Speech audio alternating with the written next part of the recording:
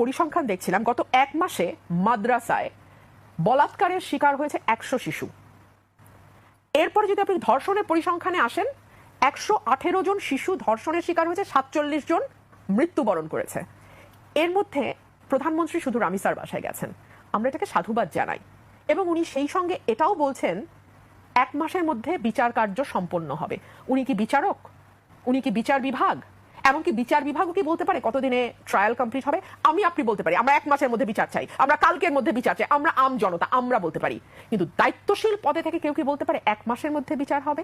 1 2 হলো, দেখুন এই যে রামিসার বাসায় যাওয়া, এটা ভালো ভালো নিশ্চয়ই ভালো, কিন্তু তাহলে সেই প্রধানমন্ত্রী, সেই স্বরাষ্ট্রমন্ত্রী এবং সেই আইনমন্ত্রীকে ভুয়া ভুয়া স্লোগান দিয়ে মানুষ ধাওয়া দিল কেন? রীতিমতো ধাওয়া, কারণ আমি দেখেছি তাদেরকে কর্ডন করে কোনো মতে গাড়িতে ঢোকানো হয়েছে। কেন কেন মানুষের মধ্যে এই ক্ষুব্ধতাটা কেন? এই জবাব তো এই সরকারকে বের করতে হবে।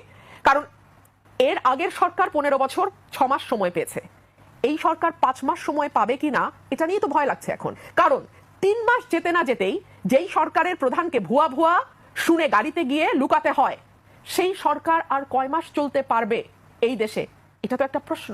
মানুষ খুব স্মার্ট, আমি কিন্তু আপনার মতো এই প্রশ্ন অনেককে করেছি যে আগে তো প্রধানমন্ত্রীকে কখনো ট্রাফিকে আটকে থাকতে আমরা দেখি নাই, আগে তো প্রধানমন্ত্রীকে কখনো ভিকটিমের বাসায় একেবারে প্রথম চোটেই দৌড়ে যেতে দেখি নাই, আগে তো প্রধানমন্ত্রীকে কখনো প্রতি শুক্রবারই কখনো প্রতিবন্ধী শিশুর বানানো গাড়ি কিংবা কখনো কাভার্ড ভ্যান চালাতে দেখি নাই, আমরা তো কখনো আগের প্রধানমন্ত্রীকে মানে এত ক্যাজুয়াল পোশাকে দেখি নাই, স্ত্রীকে নিয়ে গাড়ি চালাতে দেখি নাই, বর্ষণ মুখর সন্ধ্যা উপভোগ করতে দেখি নাই, কিংবা স্ত্রীর হাত ধরে বৃষ্টিতে ভিজতে দেখি নাই, স্ত্রী মানে পার্টনারের হাত ধরে বৃষ্টিতে ভিজতে দেখি নাই। তাহলে এই প্রধানমন্ত্রীর উপর আপনাদের এত ক্ষুব্ধতা কেন?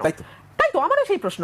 মানুষ এক কথায় চট করে বলে ফেলে স্টান্টবাজি, কিন্তু আমরা ভালোই বুঝি মানে এই বিষয়গুলোকে যে মানুষ স্টান্টবাজি হিসেবে দেখছে, এটা সম্ভবত প্রধানমন্ত্রীর চারপাশে থাকা চাটুকাররা বাদে বাকি বাংলাদেশ বুঝতে পারছে। সো এগুলো তো খুব ভয়ের ব্যাপার। সে কারণেই কিন্তু রাষ্ট্রের বড় বড় পদে যারা জানেন, বিশেষ করে আমাদের মতন দেশ, যেই দেশে অনেক নাই, যেদিকেই দেখবেন সেদিকেই নাই, খাবার নাই, মূল্যস্ফীতি, অর্থনৈতিক মন্দা, নানান রকম নাইয়ের মধ্যে আমরা বাস করি, স্বাস্থ্যসেবা নাই, শিক্ষা ভালো পরিবেশ নাই। এই নাইয়ের মধ্যে যারা প্রধান হন তাদেরকে খুব সিলেক্টিভলি, খুব মাইনিউটলি তার চারপাশের মানুষকে সিলেক্ট করতে হয়। তারা যদি চারপাশে ভুল মানুষ নিয়ে ঘোরেন, তার পরিণতি না খুব